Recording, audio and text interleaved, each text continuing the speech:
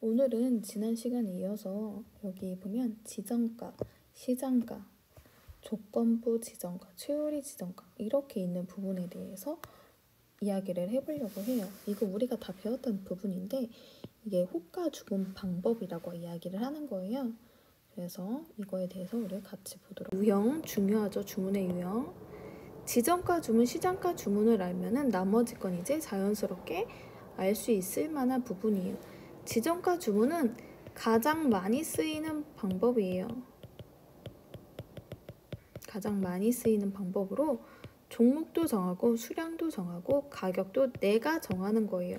예를 들어서 삼성전자라는 종목의 주식을 10주를 내가 7만원에 살래 하면은 이게 지정가 주문인 거예요.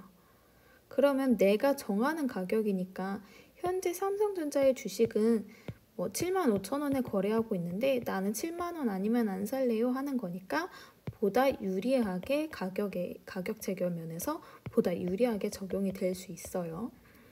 그 다음에 시장가 주문. 시장가 주문은 지정가 주문과 다른 게 하나 있는데 가격만 달라요. 가격만. 예를 들어서 삼성전자 주식을 10주를 시장가에 살래 이렇게 하는 거예요. 아까 지정가에서는 7만원에 살래 했잖아요.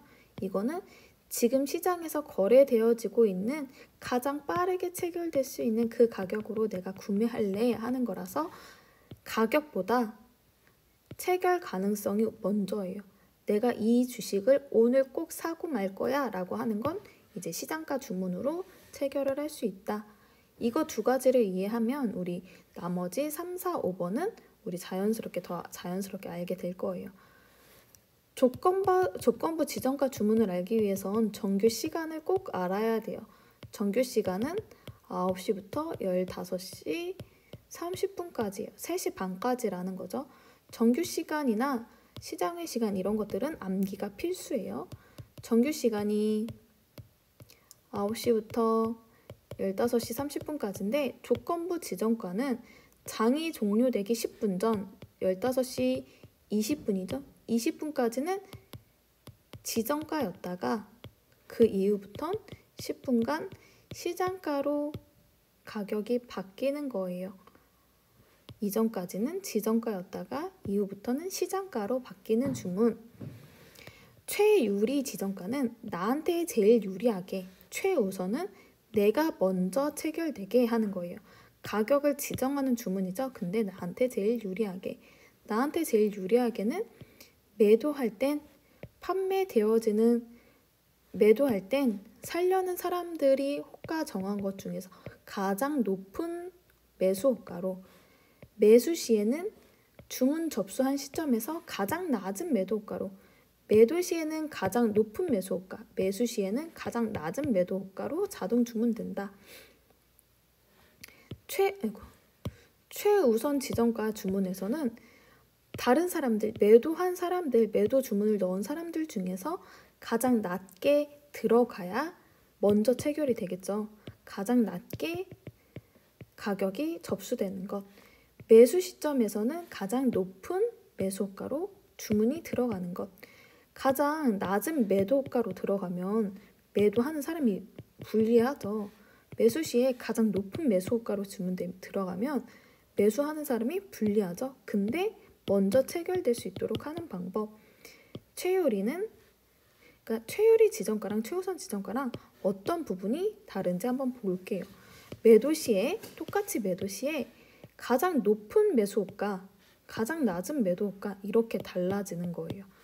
그래서 이거 구분하는 거 잘 기억해 두세요.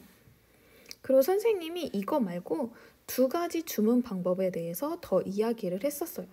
IOC 주문, FOK 주문 이렇게 이야기를 했었는데 이것도 잘 나와요. 어디에 잘 나오냐? 자격증 시험에 잘 나와요. 자격증 시험 볼 때 배울 거예요. 즉시 주문을 체결하고 잔량은 취소한다. 즉시 전량 주문 체결하거나 즉시 전량 취소하거나 모든 주문이 체결되지 않으면 모든 주문 취소한다 이거예요. 예를 들어 볼게요. 100주 주문을 넣었어요. 근데 80주밖에 체결되지 않았어요. 80주만 매매가 됐어. 나머지 20주가 남았잖아요. 의 주문일 경우엔 20주만 취소가 되고 80주는 그대로 주문 체결이 돼요.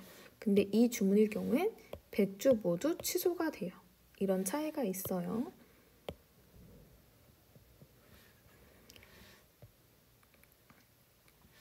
그래서 여기에다가 선생님이 지금 이렇게 적어둔 내용들이 있는데 이거는 아직 몰라도 돼요. 개념만 좀 파악을 하고 있으면 좋을 것 같아. 그리고 서킷 브레이커와 사이드카 그리고 변동성 완화 장치에 대해서 세 가지만 조금 더 설명을 할게요.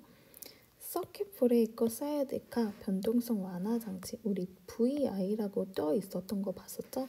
그거 세 가지는 다 주식을 중단시키는 거예요. 주식의 매매를 중단시키는 거. 근데 그 차이점을 볼게요. 서킷 브레이커는 코스피 지수가 이렇게 떨어질 때 1분간 지속되고 이게 너무 많이 하락이 되면은 지수가 너무 많이 하락이 되면 아예 장이 종료가 될 수도 있어요.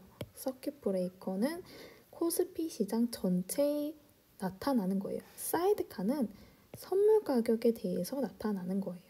선물 가격에 대해서 프로그램 매매 효과를 정지시키는 거예요. 프로그램 매매 효과가 뭔데요? 라고 할 수 있잖아요.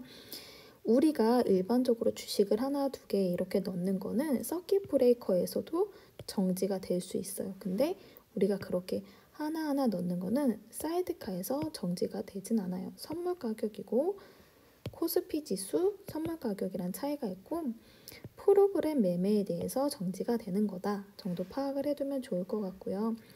변동성 완화 장치는 일정한 종목만 정지가 되는 거예요.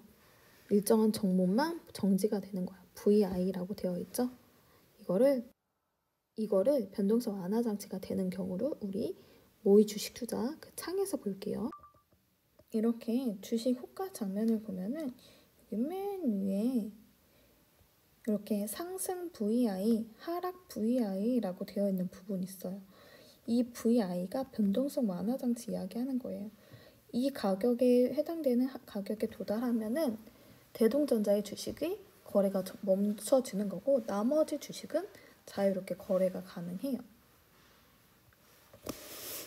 그래서 변동성 완화 장치는 올라가는 거 내려가는 거 다 정지가 되는 거고 사이드카 서킷 브레이커는 서킷 브레이커는 내려가는 거 하락에 대한 것만 사이드카는 상승하거나 하락하는 거 선물에 대해서 그리고 프로그램 매매 효과에 대해서만 해당되어지는 거예요.